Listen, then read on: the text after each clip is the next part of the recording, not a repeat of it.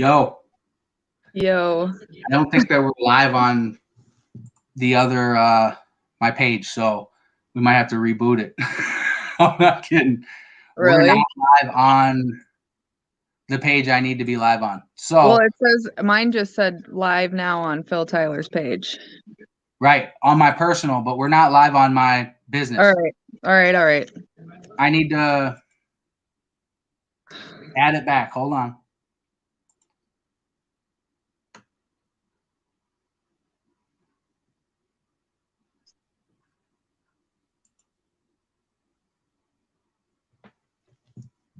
We got 3 people on. We might be live on that page now. I hope Okay. so. If someone could let me know, that'd be awesome. Because we only have 3 people on right now, so I'm assuming that we're not broadcasting from Against the Odds page. So I'm going to check. I want to welcome everybody, first of all. Thanks for coming and tuning in to another broadcast of Saturday Night Live on Against the Odds with me, your host, Phil Tyler. First of all, I want to thank you guys. We hit 2,000 Facebook likes. Huge, very huge. So I am now looking into to see where You're live. I'm live on my page. Yep. Okay, good. My wife just told me I was live on my page. She's such a blessing because I was over here panicking. Just kidding. So, welcome everybody to Saturday Night Live. I am your host, Phil Tyler. We have a special guest today. She's a personal friend of mine, Cassie. Cassie's here and she's going to be telling her story of hope and inspiration. She has an incredible story that is definitely one to be tuned in for. So if you guys want to do me a huge favor, share this live on your personal Facebook page. As we broadcast, if you share this live, that's amazing because what'll happen is we will reach more people. So the more shares, the more likes, the more engagement, we reach more people. I want to thank you guys again for tuning in, and thank you for 2,000 likes. I'm going to keep repeating myself only because there's more people coming on. I apologize for the people that have been on the entire time. Thank you guys for 2,000 Facebook likes, and thank you for tuning in to Against the Odds with me, your host, Phil Tyler. And we have a special guest today, Cassie. And I will let Cassie introduce herself right now because I think that Cassie can introduce herself better than I can introduce herself. She had substantial sobriety and she made some mistakes, and now she's here to tell her story and her learning experiences from that. Welcome, Cassie. Thanks for coming on. Thanks, Phil. Thanks for having me. All right. I took some notes here for like my childhood and stuff because that part, it's so far long ago that I don't really remember everything that led up to my using. But basically, I grew up in East St. Paul with my mom, my dad, and my sister. And never really got the opportunity to meet my real dad. There were some things that happened in, the beginning of their marriage where they split. So I didn't really know him. My mom and stepdad drank and they smoked pot, so it was always kind of around us, me and my sister, but it was never really an issue. Or at least we didn't think so. So in 1998, my parents, my mom and stepdad bought a house in St. Michael. So that's where me and my sister relocated to, and being, from down here in St. Paul, the thing was Tommy Hilfiger and Ralph Lauren, and everyone up there is wearing Abercrombie and Hollister. So like I immediately didn't fit in. I tried really hard, but it wasn't my thing up there. I wanted to be down in the cities. I liked the cities, and here I'm only in 6th grade. But so right away my grades started slipping. I just wasn't fitting in. I was bullied. Because of my grades, I was always grounded, so I never really got to go hang out and meet people. And when I finally did, it was the wrong crowd. I became friends with a couple girls down the street who were, pot smokers and would steal their parents' bottles out of the cupboard and we'd drink. I was at about 14. That same year, my grandpa was diagnosed with cancer and passed away a few months later. And it really affected my mom. At that time is when I noticed that she started getting heavy in drinking, and she started, using harder drugs, not being around for me and my sister as much. My stepdad worked overnight, so he wasn't around, and me and my sister could get away with just about anything. So I was sneaking out and drinking and all that stuff. And then it finally caught up to me. Um,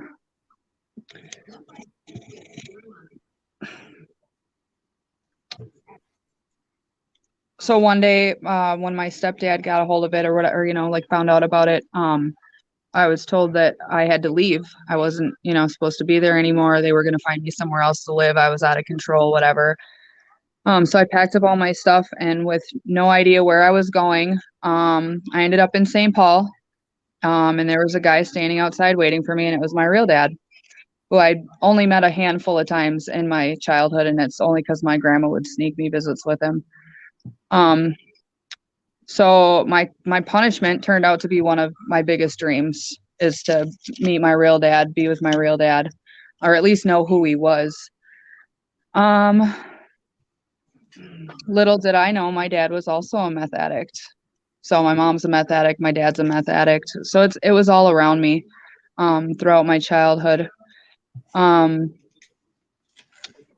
So I was staying with my dad, started at a new school back in St. Paul. And I think I was visiting a friend or something one night. My dad ended up falling asleep and setting the house on fire. So it was, him and his girlfriend and the kids ended up staying somewhere. And I was kind of just out on the streets, like I dropped out of school. I was out partying. I used it to my advantage of being able to do whatever I wanted at such a young age, I guess. So ran into an old family friend who I had known my whole life. And it was a party house. So it was perfect. Like I didn't have any rules. I didn't have to go to school. I could stay up and party all night, whatever. And that's the first time that I was introduced to meth, was when I was 16 over at a party there. A few months later, I ended up pregnant at 17, quit using. I was in a really abusive relationship with my kid's father. Very physical, verbal. And one day I just had enough, and I left. And that's when I started running the streets as, a meth addict. I was stealing shit, stealing cars, basically everything that you can think of to get what I wanted, get the drugs, get around to, make money for the drugs, whatever. Just a lot of bullshit. I was left my daughter with her dad's parents. Luckily, they were able to take care of her, and there was no really I didn't really get in any trouble with it, you know what I mean? Like, she was safe, and I didn't go back there except here and there to see her on her birthday. So basically I started seeing the inside of jails a lot, like I was out stealing cars and doing all this stuff. I was in and out of jail so much. By the time I was 18, it was crazy. I can't even tell you how many mugshots I have.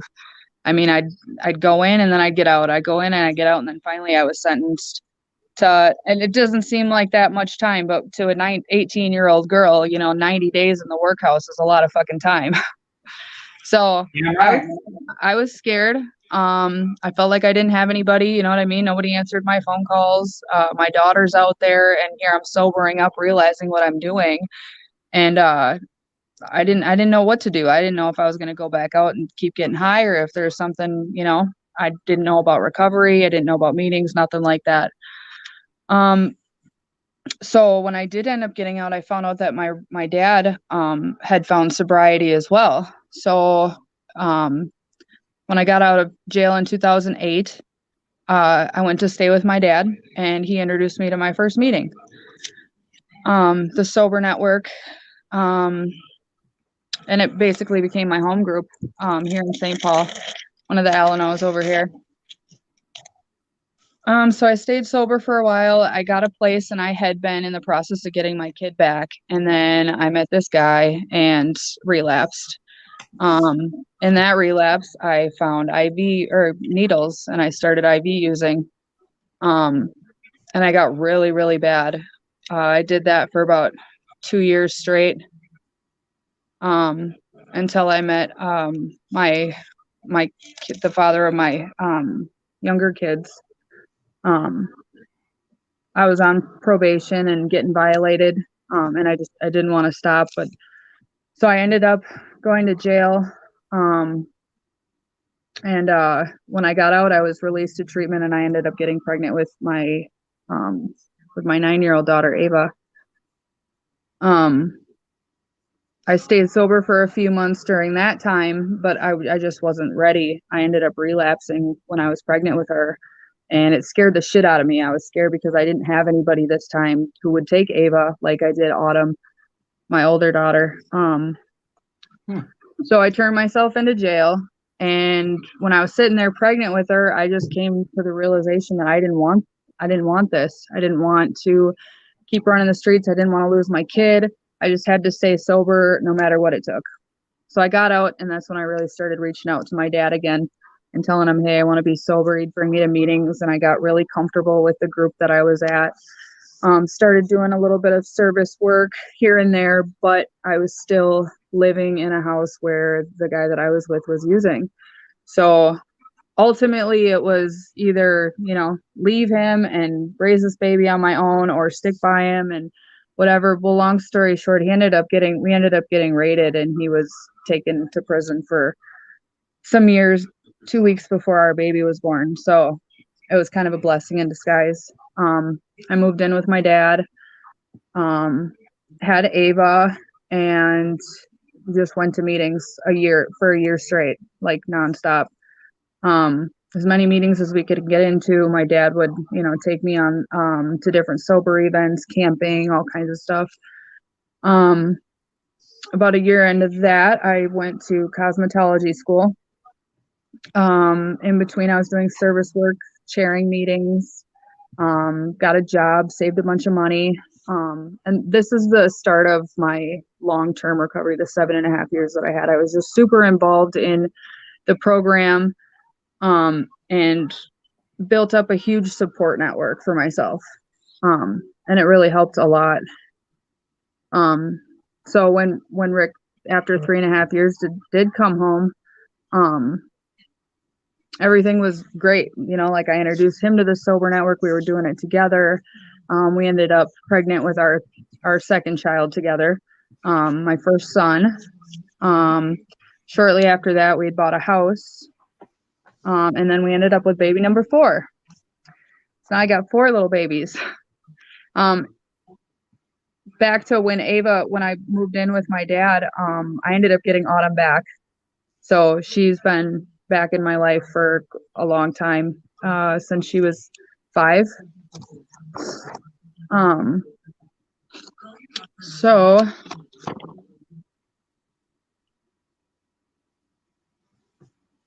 everything was going good in life. I got really comfortable with where I was at, working, having a house, having the kids, busy mom, 4 kids now. And I kind of shied away from the meetings, like going to these sober things, because I was so busy and everything. I got super comfortable. 2018, so just a few years ago, my dad got into a car accident and died. It was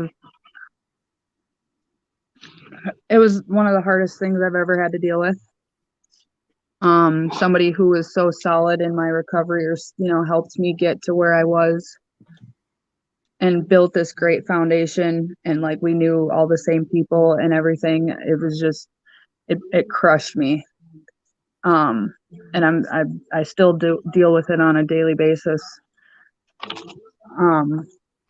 So many unanswered questions. Why him? You know what I mean? So as I'm dealing with that, I was also in denial about my significant other actively using. My daughter started acting crazy and rebelling towards me, and here I'm trying to just cope with everything and be okay. after losing my dad that I just started drinking to numb it. I've never had a problem with alcohol. I've drank throughout, my years, but it was never an issue until this. I'd get so drunk that I'd just go into a rage, you know what I mean? Um, so this went on for a couple months. Some things happened with my oldest where she ended up not wanting to live there anymore. I don't know if it kind of makes me wonder if like the way that I was feeling when my mom lost her dad is how she was feeling, about the way that I was acting. Cause it really does, it affects your kids no matter what it is. So she ended up leaving and not coming back. My drinking got a little worse. And then, one night on my other daughter's birthday, dad wasn't showing up, well, because he was, using, and I started to get really hurt about it. And, it was kind of already there. And as much as I didn't want to pick up, I didn't go out looking for it. It was there and I had a bad day and I picked it up and I used it and it didn't end. Within a couple months, he lost his job. I lost my job. We were both full blown using. A couple months later, we were raided. CPS got involved. I was selling drugs, running the streets, leaving my kids home with people, like thinking, oh, well, there's somebody there, so they're okay. But really, I wasn't there. And it's just not like me. I've always been super involved with my kids. We were always doing stuff in the summer. They were with me. I, went to work, came home, took care of them, bonfires. Like, it was like a perfect family. And after some things happened, it all just kind of stopped. So Autumn had an incident. My oldest daughter had an incident at her other family member's house where she was, and she ended up coming home after 9 months. And here I'm still using. So she comes home, I'm using. Shit's just crazy. And in between there, like, I wanted to get sober. I knew I had the tools, but I was so still upset about everything, like I didn't want to feel it. I didn't want not to be numb.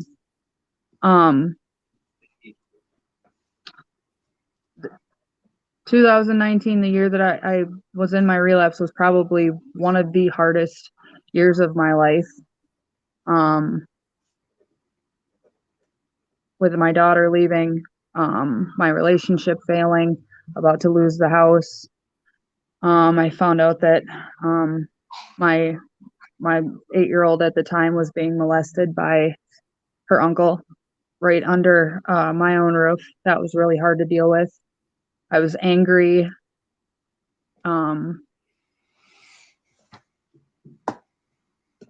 Started to feel, like just a worthless mom. Why should I quit, Exactly a year later, after my dad passed away, his mom, my grandmother, passed away the same exact day. So it's just all these things that were leading up to it, and I just wanted to be numb. Didn't want to deal with it. Plus CPS was down my throat, from the raid. And I tried everything to beat them. But when this other stuff came up, they started blaming me for my daughter being molested, or blaming me for things that were happening, blaming me. It was all blaming me. And I was just like, well, I'm not going to beat it anyways. I tried really hard, but they caught up to me. In January 2020, I was out and I got a phone call from the babysitter that CPS came in and took my kids. And at first, I freaked out. I mean, who wouldn't? But I was still so numb that, like, I didn't know what to do. I wanted to get help, but I wanted to stay with, my significant other, that we could beat it together, or that we would go do this together. You know what I mean? Like, so I used for about a month after my kids were taken.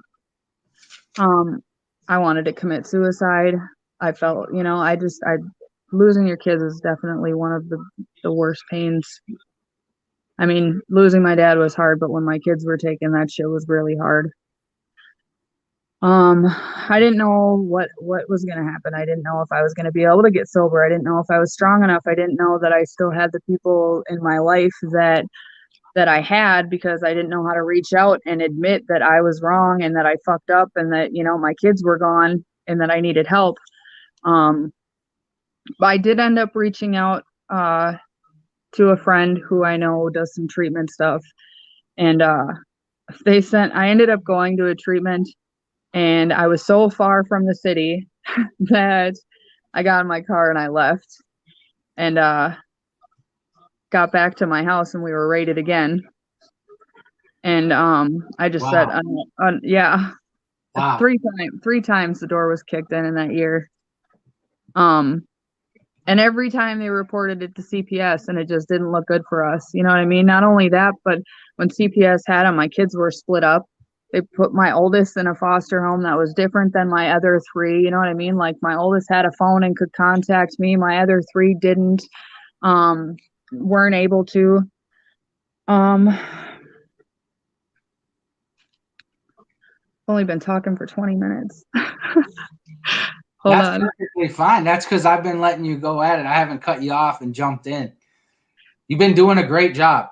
Thanks. And I commend you. And I want to know your dad's name. David. David? Yeah. Because my dad passed away. My dad passed away too. So I can feel your pain.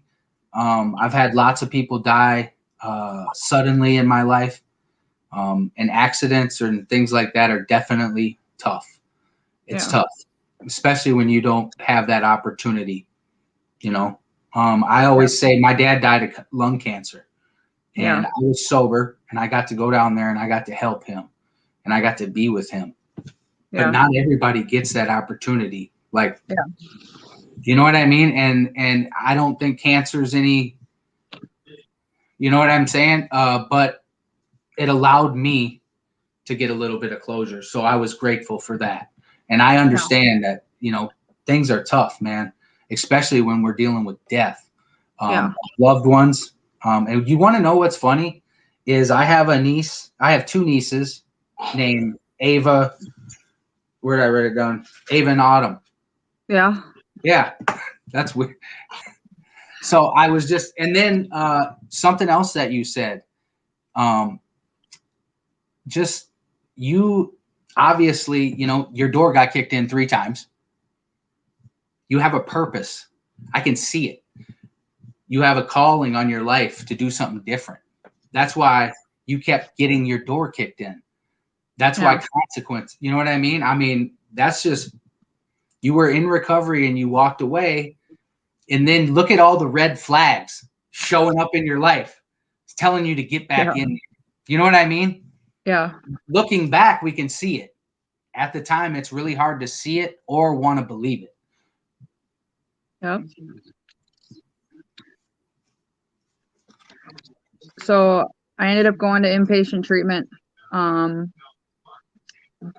February 24th of last year. I did a 30-day inpatient treatment. It was medium intensity, which was good for me because once I realized what was going on, and I started really thinking about myself and my kids instead of what was going on out there, I needed something where I would be able to be in contact with my sober network. Like, that's what I need. There's a lot of people who need that, inpatient intense, like no phone calls, no visits type thing, but that just wasn't me. Like, I'm a people person. I need to be out and active and be a part of recovery. You know what I mean? Yep. So I went to an amazing outpatient medium intensity treatment where I had programming in the morning, and then I was free to go from 2 to 10. So, like, I could go to meetings, I could go, hopefully try to schedule visits with the kids. But that's the thing too, is my 3 younger kids were in a foster home with these just super stuck up people, and then my daughter was with my sponsor and her husband. She ended up getting moved because there was an issue or whatever, and my sponsor and her husband ended up taking my oldest daughter, which made things a lot easier for me too, is that I could communicate with her and at least feel some part connected with my kids while I was going through this process. It was a lot harder with the younger three, with a 2-year-old, a 4-year-old, and a 8-year-old. Having phone calls is a little different or whatever. We made it work, but for the first 3 weeks, or 2 weeks I was in treatment, I wasn't even allowed to see them. Just because, I had got honest with my worker and I'm like, hey, like I fucked up.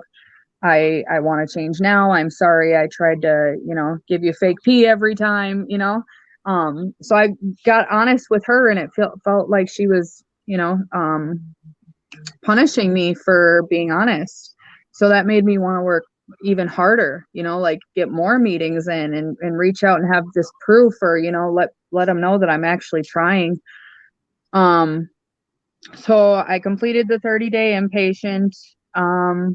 And right away I started an intense outpatient. So I did 5 days a week, Monday through Friday. And of course I come out to a pandemic. So all the meetings are shut down. And I was like, what the hell am I going to do?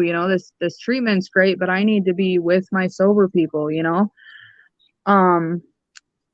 So I was, trying to come up with different ways that I could be a part of the sober network with the pandemic going on, which at first I didn't really have much. I was more interested in my attorney that I had for my CPS case. He sucked. Like, he wouldn't call me back. And when he did, he acted like he would. Like, he was just total bullshit. My CPS worker was not taking me seriously when I was telling her that I was doing all these things, which was making it harder. The touch visits that I got once a week stopped because of the pandemic, and I had to start Skyping my kids, which was super hard for me.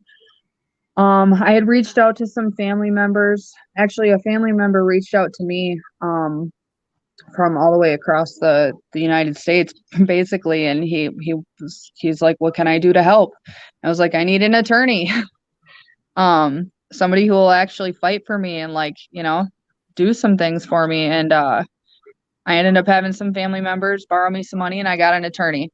So it was so weird because the very next day, like, I felt super blessed. I don't like asking anybody for help. And for somebody that I don't even think I've ever met this uncle in person. So he sends me this money, and then my brother sent me some money, got an attorney. And the very next day, my CPS worker was like, we're going to come over and do a safety plan, just for when the kids do come back. And so I was like, all right. And she comes over and we're going over all this stuff. And she's like, it's going to be another, probably 6 months till the kids can have these types of visits. And I'm so devastated, like 6 more months. I've been clean for like 40 days. Like, I want this shit now. I want my kids now. I want to touch them. I want to kiss them. I want to, show them that I'm doing the right thing for them. And they were just set on, nope, it's not going to happen. So, I fill out this thing with her. It's the day before Thanksgiving, or no, Easter is coming up on Sunday. So I got the kids' Easter dresses and cards and baskets, and I'm trying to send them with her. And she was like, well, I'll take the cookies, but that's it. I'm like, all right, I guess just take the cookies. The foster parents didn't want my kids wearing the outfits that I had for them. So the next morning I'm sitting in my virtual treatment at my computer, and I get a knock on the door, and I look out, and it's my worker's SUV. So I get up and I go answer the door, and she's got the cookies that I gave her wrapped up in a like a blanket type thing. And she unwraps it and hands it to me and says, I want you to give these to your kids for Easter. And I was like, what? And I look over, and 3 little heads are bobbing around in the back seat of her car. First time I've seen my kids in a month, except for Skype. And she said that I've been doing everything that I was supposed to, and that my kids are home. And I swear it was like a scene from a movie. Like, shit like that just doesn't happen. So my kids come in, I kiss them, I hug them, I'm in tears, just freaking out. Like, how did this happen?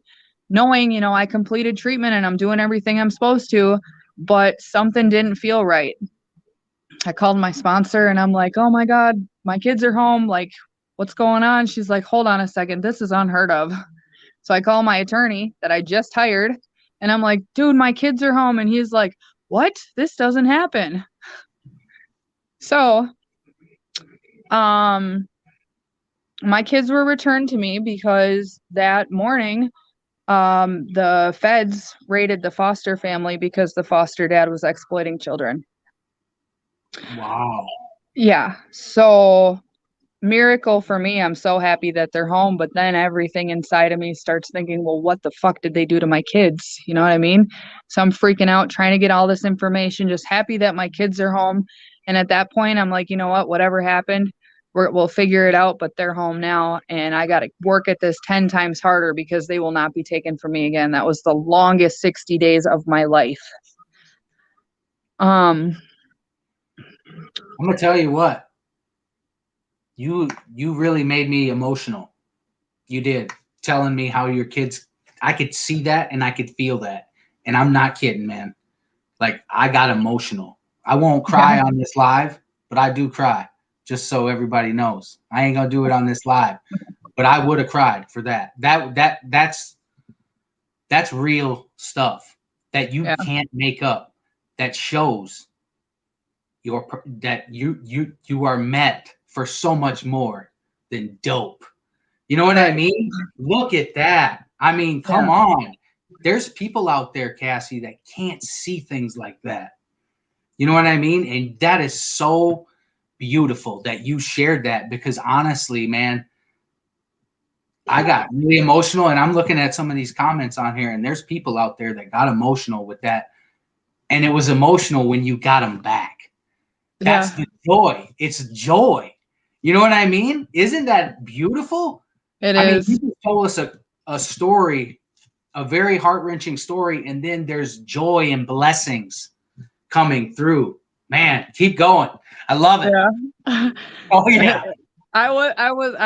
So I stepped away when my kids were returned. I stepped away from my virtual, outpatient treatment, and I went back and I had all my kids in my hand. I was like, to my whole group, I think there was like 15 of us, and I was like, my babies are home. Oh my God, my babies are home. And, they all started crying. And I was like, I can't be in group right now. I got to see my kids, right?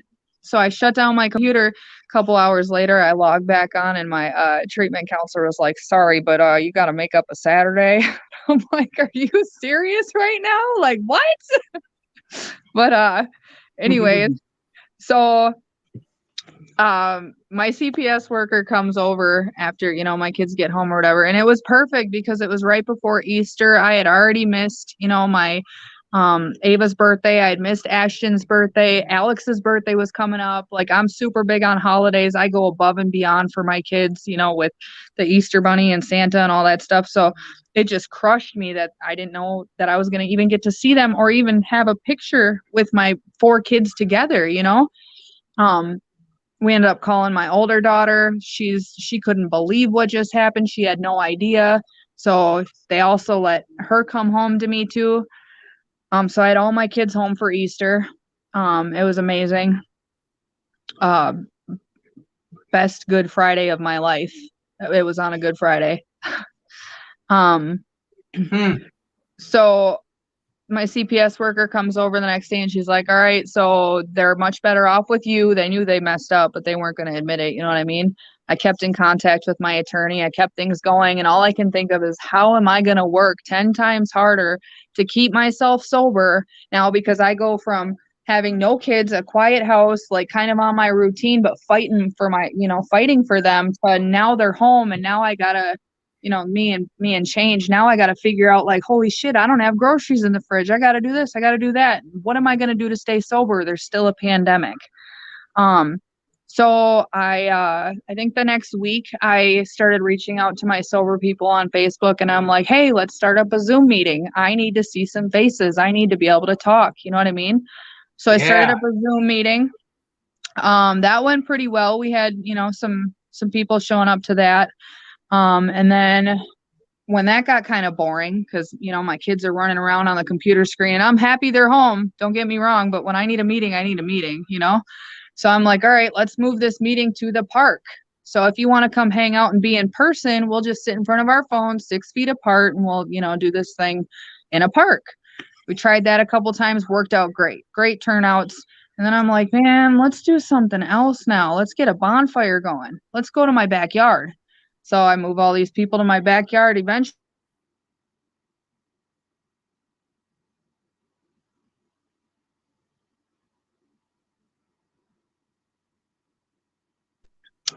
at one point I had, I think, like 57 people in my backyard, all there for a meeting during a pandemic in Woodbury, hoping that the cops weren't going to show up. And if they did, because Woodbury, they call them. right. But Woodbury, if they they call them. did, and at least if they did this time, because people were asking me, and I'm like, at least if they show up this time, they ain't kicking in the door to get some drugs.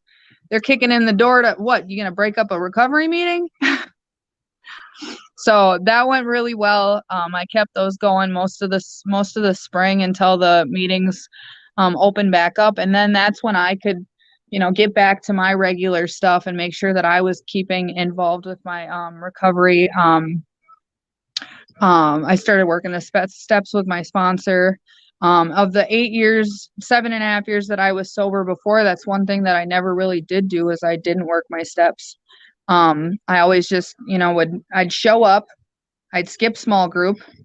I took service positions and I went to fellowship and did sober events, but I never put myself out there. I didn't go to small group and talk about my feelings because I didn't want anybody to know about them. I didn't work my steps because I didn't want to get that down and dirty with myself. Like, I hear all these horror stories about the fourth step and I'm like, oh shit, I ain't doing that one, So this time I'm doing that, and in the 361 days that I've been sober, I've learned more about myself than I did all those other years that I was sober. And it really makes a huge deal to me. I feel more comfortable in my recovery. I feel like no matter what comes at me this time, I can stay strong and I can do it. Let's see. So right now I'm going to 3 meetings a week. I like to jump around to get out of my comfort zone. Because that's what works for me is the 12 steps, and not only that, but being around people who are that are also active in recovery. Let's see. I play sober softball. I got my own team, so I got to show up. I keep signing myself up for these things to hold me accountable, and because you're never gonna make it in this thing if you don't show up. That's all you got to do is show up. The rest, make choices, show up. All you got is 24 hours. It's simple, So, ain't it? it is. It's super simple, and It's anybody simple. can do it. It's You just simple, gotta want it. yet so profound. It's so simple, but yet so profound when it Right. all comes to light. Because hey, from what you're talking about, from the 7.5 years you had before and not internalizing anything and not applying any of the steps to your life, right? Those 7.5 years you were just skating by on service work and other people's recovery, right? Right. Yeah. Kind of. That's what happened for me. So I did the same thing. I had 5 months. I only had 5 months of sobriety before. So I had 5 months of sobriety. Something happened. I relapsed. One thing that I learned when I relapsed is that I never gave those steps an honest shot. I was being dishonest in my recovery by multiple things, but looking back, and then somebody carried the message to me while I was sitting in the joint, and it pretty much, it was this: hey, all that stuff you hear in meetings, forget about it. Get out, get a sponsor, and work the steps. That's all I've heard. All I heard from them. Yeah. And that's what I did when I got out. Yeah. And that's the deal breaker there. And that's why I'm still out doing what I'm doing now, helping people. I proclaim, I'm a very much an advocate for doing the work. Like you said, we got to get out of our comfort zone, and doing the work internally. Those steps are designed to get us out of our comfort zone. And that way we learn facts about ourselves that can help us in the future. Mm-hmm. And we get a spiritual awakening from the result of it. Right. Yep. So, basically my story is it doesn't end with that, obviously, but I will say that December 8th, 2020, CPS closed my case. They are no longer in my life. They can no longer threaten to take my kids. I'm still doing the right thing, and I'm just happy to have them back. A lot of things have changed, and a lot of things will continue to change, but I got to do this for me. Like, my recovery's got to come first. If I'm not sober, it's no good for me or my kids. Truth. Yeah. Very true. Definitely what you're doing right now and what you've been doing, that's that hustler mentality. That's that East St. Paul girl. For real. You're a hustler, man. I'm going to take it back, right? Because I can relate with this. When you talked about moving from East St. Paul to St. Michael or St. Anthony, right? Where St. was it? Michael. St. St. Michael. Michael. Yep. East St. Paul to St. Michael. Well, I moved from Louisiana to Hastings, Minnesota. And that was the same way. You know what I mean? I tried my best to fit in, and the only crew that I could fit in with was the Misfits.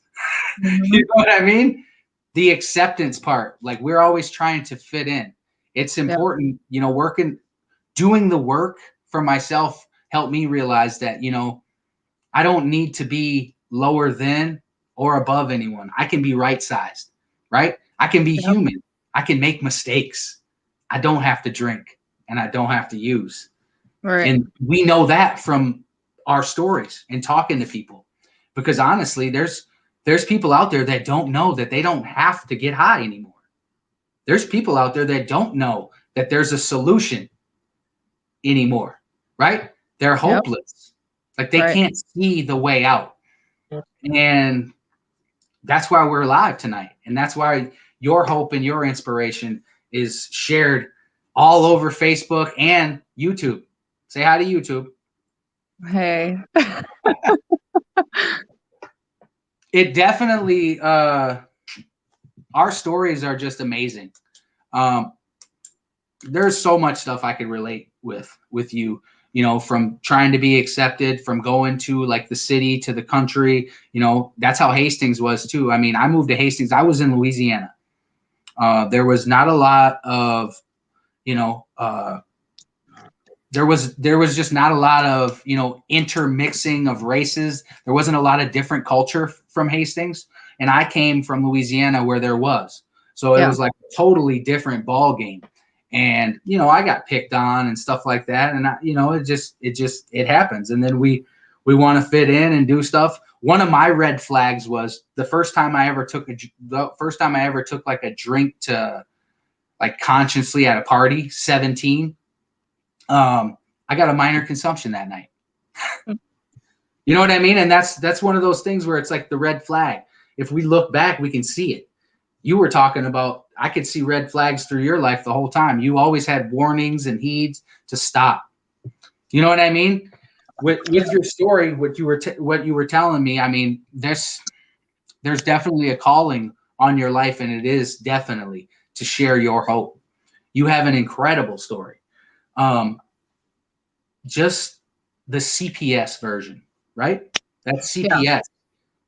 That's like, you know, that's miracle type stuff. Yeah. That's stuff that God does for us, what we can't do for ourselves. Yeah. That's what happens. Yeah, I mean, my story is kind of like that too.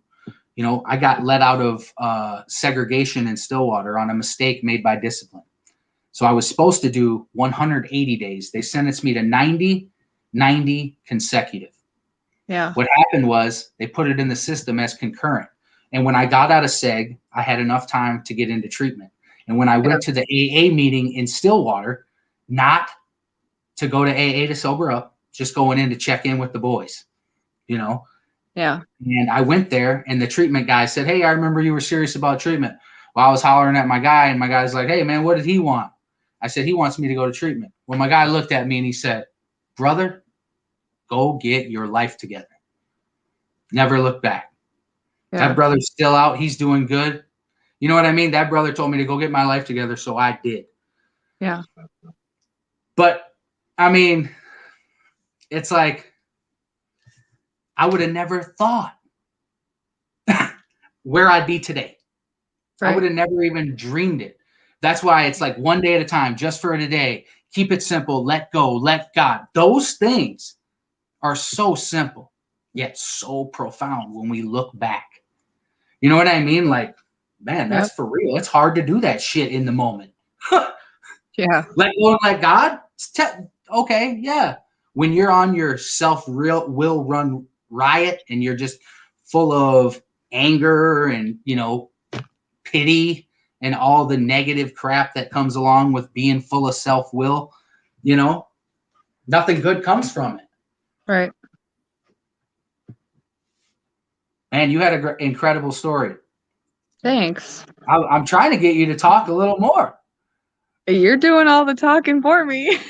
I'm sure I would, if you got anything to say that you think that you want to say to anybody out there, man, just let them know, because this is Um, your time.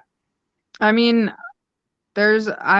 so when my kids were taken, I started because the social media thing, you find out everything online on whatever. But I started friend requesting like these different CPS groups about CPS corruption and CPS this and whatever. And it's just amazing to me of how many parents don't get their kids back. And it breaks my heart. Like if you put in the work and you do exactly what you're supposed to do and you put your all into it, like there's no way they're not going to give you your kids back. Like I did it. And I mean, I put a lot of work in a little bit of time, but I mean, it's doable, just fucking do it.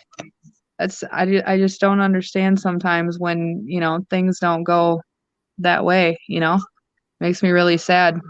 And just knowing, like that my kids were supposed to be in a safe place, and here this foster dad is some sick fucker who's being federally indicted for exploiting children. Like imagine what else is going on out there. Like, no drug is going to be that important, I don't know. It's a super deep conversation that I can get really emotional about it, but it just makes me so sad to think that these people out here are giving up their kids for dope. It sucks. Yeah, it does suck. I wish I could That help does suck, and that's everybody. the reality. And I'm Yeah. glad that you put it like that way too, because let's open that can, Yeah. right? Because seriously, like for myself, I'm just going to speak for my own self. The first time I went to prison or jail, I made a mistake. I made a mistake, really. But the second time I went to prison or jail, the third time, the fourth time, right? I made a Yeah. choice. I Yeah. did. I know I made that choice because Right. I knew I was on probation and I knew I wasn't allowed to drink, but I still went to the bar anyway, Yeah. right? I knew I was on probation. I knew I wasn't allowed to drink, and I still went to old boy's house anyway because they were drinking. And what happened? Every time, man, back to Yep. the dope, back Yeah. to the dope for me. I made that choice because, I knew what it was going to lead to because I'd been clean. I'd Right. been sober for X amount of days, and I knew, Yep. but I had no defense against that first drink or drug. And that's the insanity that I experienced over and over and over again. You know what I mean? And that's the insanity that is talked about. It's not the insane shit that we do when we're drinking and using. It's the insane shit that brings us back to that hit or back to Yep. that ooze when we know what's going to happen, right? Yep. It's sad. And there's people out there that are making that choice, choosing that over their children. Right. And it's sad because once they start, it's so hard to stop. Once you take the first one, and that's why we're here, right? I'm not Yeah. here to make anyone feel bad about anything. Yes, I want to cut your soul if you're using, and I want to convict you if you need to change your life. That is what we are trying to do. We're trying to give you inspiration and hope that, if you are making that choice, if you are choosing to do other things instead of take care of your family, or your children are in CPS and you have an opportunity to get them out, but you can't get off the dope. reach out to us. We know people that will help you, support. There's treatment centers all over the country. I mean, Yep. where there's a will, there's a way. I used to be able to get high whenever I wanted. Right. Right? I could manipulate my way to get high, drunk, or anything like that whenever I wanted. So I think that if we really want something, we can go get it. But Yeah. sometimes we need a little push from our friends and from our support network. Your story, you were keen on it every time. Back to my support network. Back to my Right. Yeah. back to my, and that's what you need.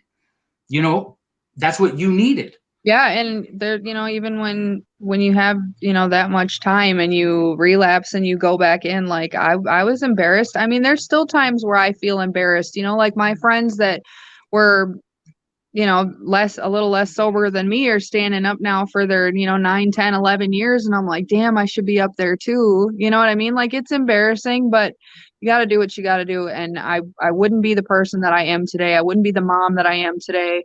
I wouldn't be fighting so hard for this today if I hadn't experienced that relapse. Yeah, exactly. And you wouldn't have learned what you learned through that Right. process. I wouldn't be Right? sitting here right now because this is way out of my comfort zone, Phil. That's right. And I'm so proud of you for getting on here. And there's tons of people that are proud of you too. They are all over the comments. And now that we've been going for 50 minutes, I'm going to start putting some comments up here for you to see. First of all, I want to put up our boy Johnny. Johnny commented, Johnny B, what up, brother? Love you. Love you too. Cassie, you're doing a great job. Can you see that? I can see it. Yep. Thanks, Good. Johnny. We also have Stephanie. Thanks, Steph. We got a bunch of comments on here. I'm just scrolling. We got congratulations from Jessica Dirks. Thank Then you. we have someone.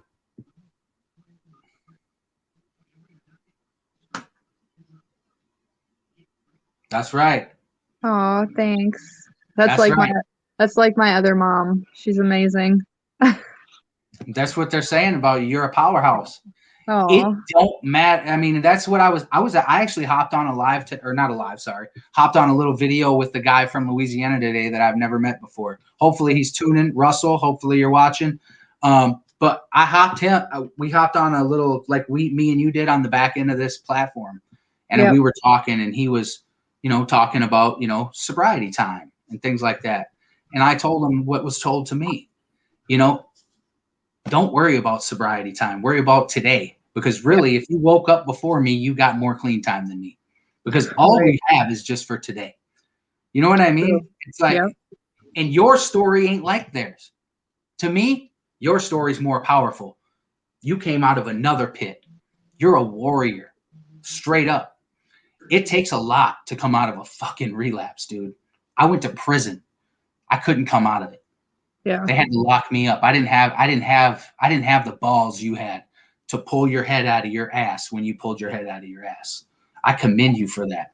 I had a couple people come in the house and have to drag me out, but I didn't have to go. I'm so grateful for them, though. So grateful. But you did it. I've dragged guys to treatment and they've left. You could have left.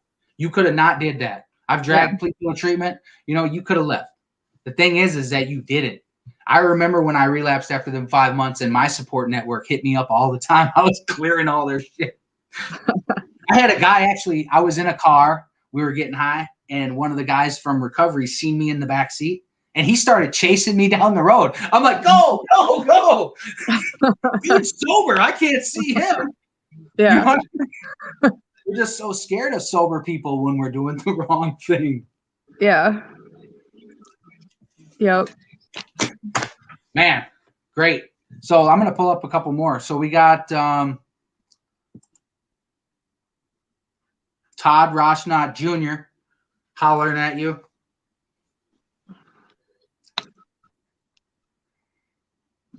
I think I knew his old man. No, Uh, his girlfriend is a good friend of mine, and she was in my treatment group, and she got to experience when my kid or see when my kids came home. oh, There wasn't a dry eye on the computer that day. It was pretty awesome. Thank you. that's awesome. What else do we got? We got a lot of them here. I'm going to scroll through and I'm going to see if I can pull out some. Um,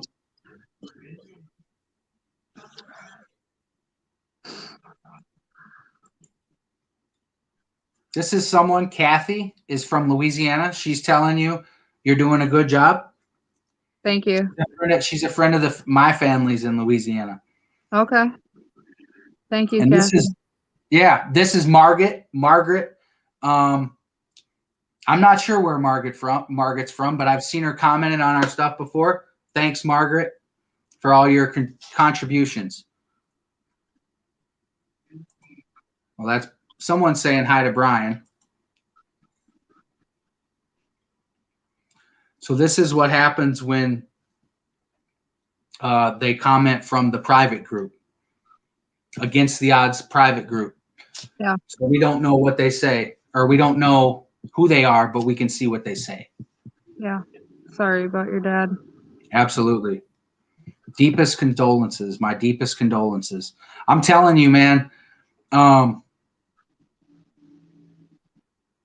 Some of our deepest pain can lead to the most beautiful visions or awakenings that we can experience. Yeah. You know what I mean? Sometimes it's sad. It is. I miss my dad all the time. Like my dad.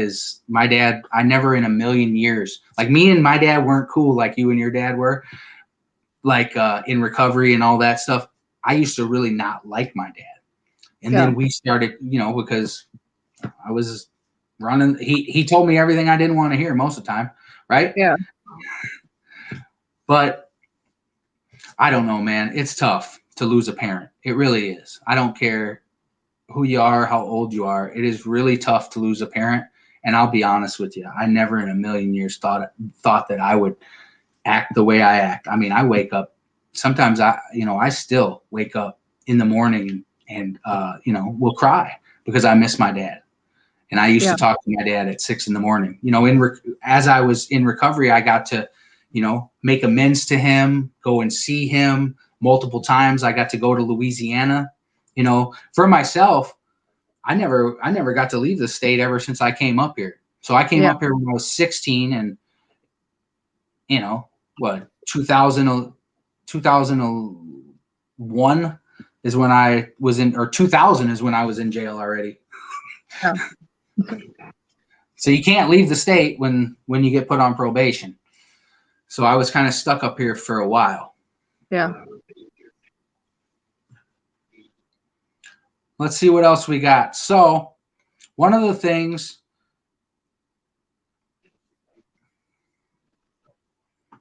that I wrote down was definitely the red flags and your purpose. You've been, like I said, you've been, you're from the East Side. There's some street credibility with that. There's a lot of pride on the East Side. I know a lot of people that are really proud to be from the East Side.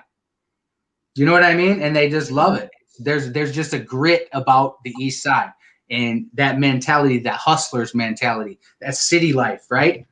That's what I to be honest with you, I stayed off the East Side. I didn't want to go in the trunk or anything crazy like that. I stayed off the East Side, man. So Todd Forrest.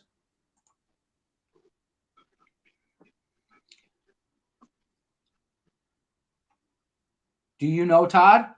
Kind of, yeah. Somebody in recovery. Yeah. Okay, cool. For sure. Sweet. Sorry about your dad, Todd. But yeah, we could do that.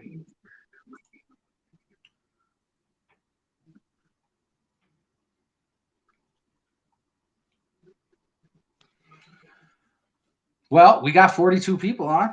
What up? Nice. Where are you guys watching from? Are there any questions that you would like us to answer? Bobby said she couldn't be more proud of you. That's my cousin. She Oh, she okay. was definitely one of my dad's favorite nieces. I love Bobby. Oh, well, look at this. See, now I can go on the east side. And this is why. Yep, I'm because safe Johnny's now. got your back. That's right.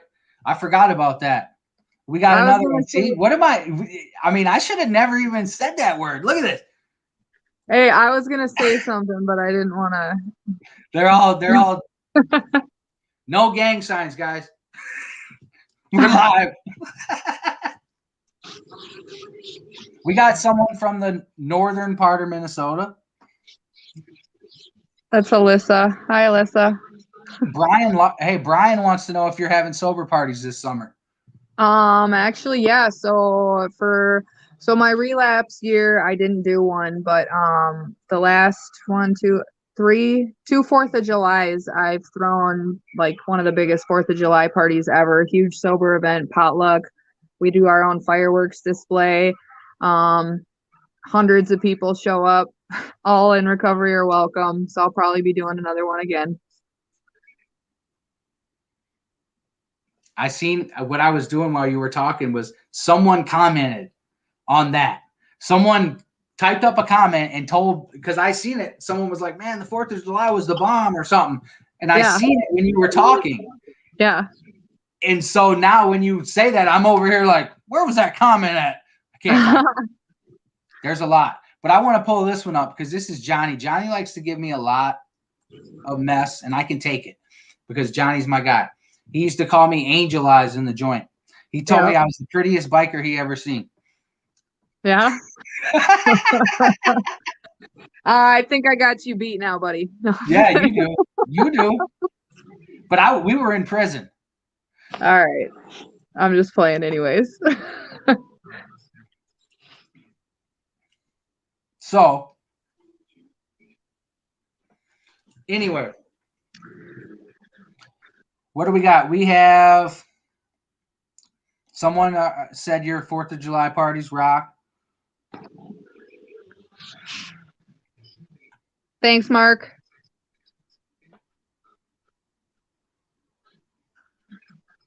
Somebody's asking you a question. I see it. I don't go to Eaglebrook Church regularly. I pop in here and there. And I know a lot of the people that do go there. My friend just did her testimony. Well, it's been a year now, but I was there for that. Just occasionally I'll go.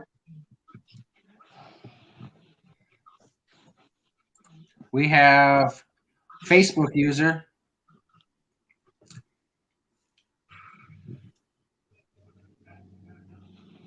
Thank you. Yeah, we appreciate that. We can't see your name, but thank you so much, Facebook user from Lake Charles, Louisiana. Yeah, thanks. So we are just chilling still. We are answering some questions. I want to ask. I think I think I might come up with some questions for us. So one of the questions would be like, I know that you went through, your relapse or whatever, but is there any like key significant like things that you noticed that like, I know that was like my biggest thing too, is I noticed that I didn't work the steps, right? And I've noticed that from other people too. So for me, and you're talking about how I relapsed or why it happened, right? Yeah. Like your biggest learning experiences. I think for me, one of the biggest reasons why I relapsed is because I didn't know how to reach out. Okay, so like I said in my story, like my dad was like my rock in recovery. Okay, everybody that I know knows my dad, and there was a point where I was in my head, depressed. Like I've never really dealt with mental health issues, and when he died, this is when these things started to come up: my anxiety, my depression, all these things.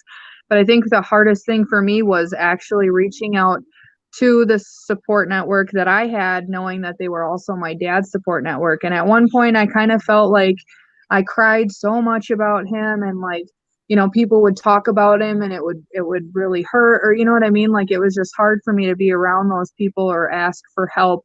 I kind of felt like they were getting sick of hearing about it. You know what I mean?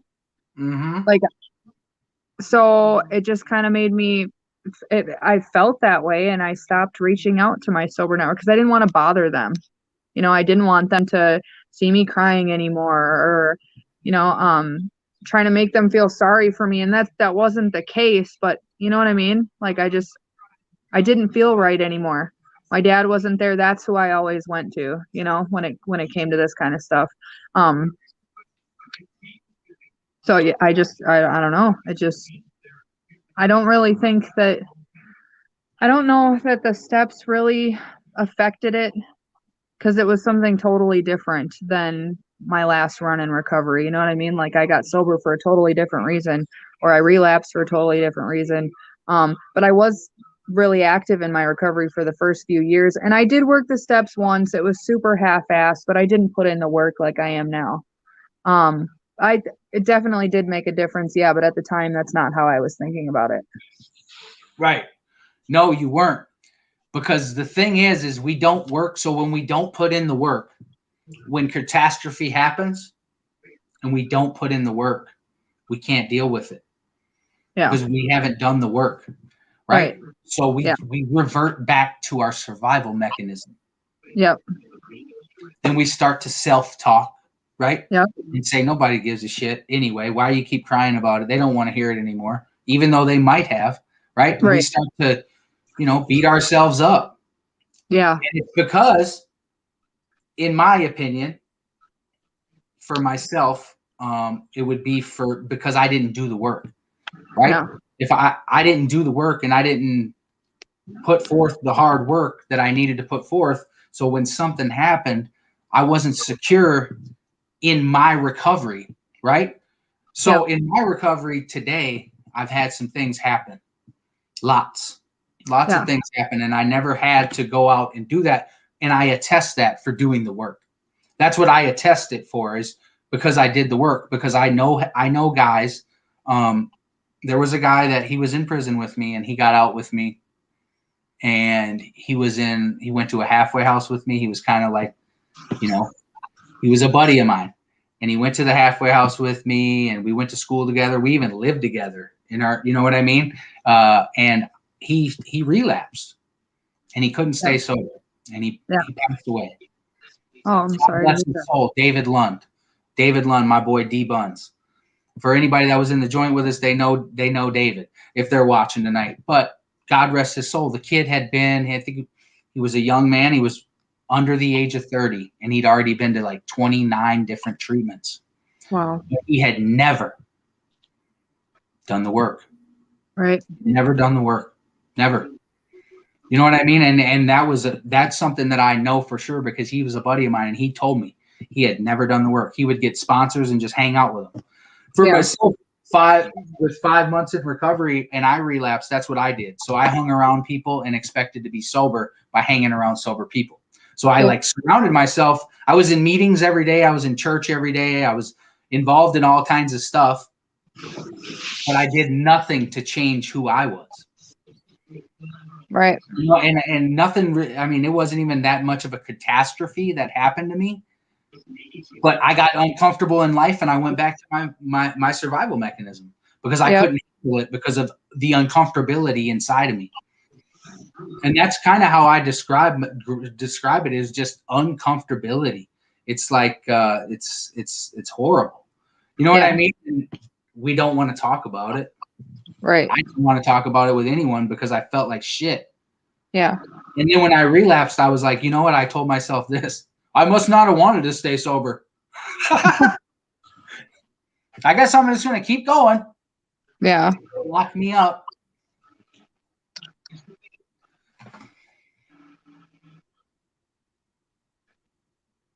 Yep. This is Louis Rojas.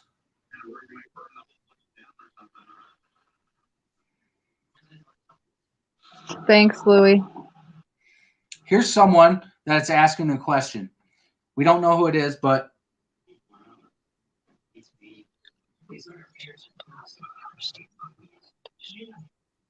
I guess I don't know what they're asking so exactly. I think they're asking, like, do your children know about addiction? Oh yeah. Yeah, they do. I mean, my two younger ones, they're only 2 and 4. They Right. don't know what's going on. But my 9-year-old daughter, she's super smart, and I'm, honest with her to what she'll understand. Like she's been coming to meetings with me since she was 3 days old, you know. Um and if she's a huge reason why I got into recovery in the very first place. Like I was pregnant with her and I didn't want to lose her and I needed my other child back. But yeah, my two older girls, they know about it. My oldest struggles that her dad is an addict and their family are addicts, as well as now my younger kids, their family is addicts, so it's all around them. And I'm just honest with them. They want to know why I'm going from 6:30 to 9:30 on 3 nights a week. Like I'm going to a meeting. I got to stay healthy for you guys. It's like my medicine. Right. And my 9-year-old, she had all that stuff happen to her or whatever. And when she's always been a really tough kid, and she's been like my little sidekick her whole life, like me and her for we were like glue. But when she was in foster care and I saw her in person for the last time, like she never cries or anything, and she actually broke down and cried, and she's like, "Mom, please get me back," and that just broke my heart. Like I got to get my kids back. And so she totally understands. That's right. That's good. Yeah. Yeah, that's what I think they were asking. That if your kid to understand it means are you disclosing it to them is what I got from the question. Not all of it, but Well, some of them are too young. right. Like I got a 4 and a 5-year-old. They don't know, they don't know much about it. They've never seen me do it or anything like that. But they don't know much about it but they will. Yeah. They will. My stepdaughter, I think she's learning more now that I'm, yelling in my office about it all day on these lives. Speaking of, I should probably get home to them. I'm over at grandma's house so I could get away from, them running around. So Right. Let's get back to them kids. Do you want to leave? You can say some closing remarks and then just hit the red box if you would like. And then I want to thank you.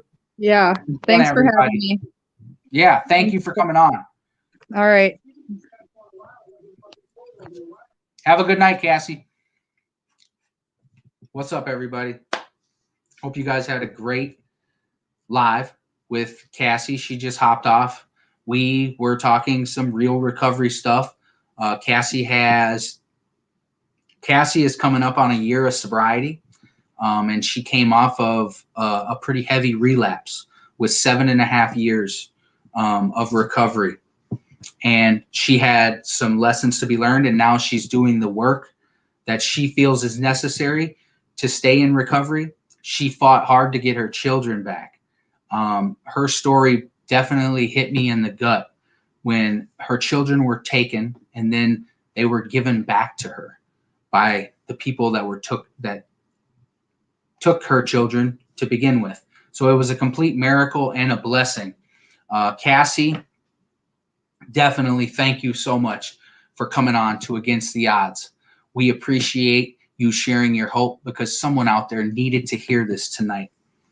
For all you guys that are just tuning in, if you've never been on Against the Odds before, please go and like our page to ensure that you get notifications from when we go live. And we we also produce content from this page, motivational and inspirational. I go live multiple times throughout the week, popping up.